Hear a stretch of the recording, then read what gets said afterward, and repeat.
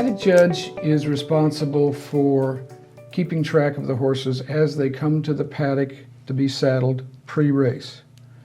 And the paddock judge keeps a program which is part of, step aside a second, there is a program called the Encompass Solutions Racetrack Operating System, which is a computerized system upon which the entire racing program, regulatory and track, runs.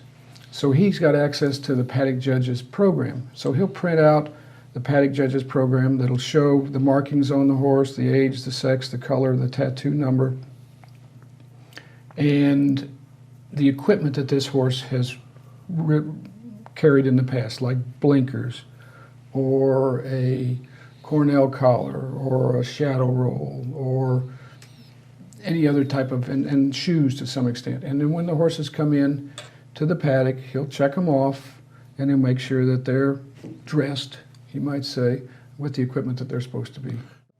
Horses have different sets of equipment, different bits, blinkers, because they run better with them. So if a horse runs really good with blinkers on, and the next time you run him, you take the blinkers off, and they're expecting him to run really good and he doesn't, it's referred to as running a horse hot and cold, it's going to darken the horse's form, as is said. And this is something that used to happen in the 20s and 30s and maybe the 40s, but it doesn't happen anymore. That's why the paddock judge keeps track of the equipment. And then the other thing he does is he makes sure that all the horses are there. He sets the time when he tells them, get ready for the first race, bring your horses up for the first race. They typically have to be there at least 15 minutes before post time, which is the time the race is set to reach the starting gate.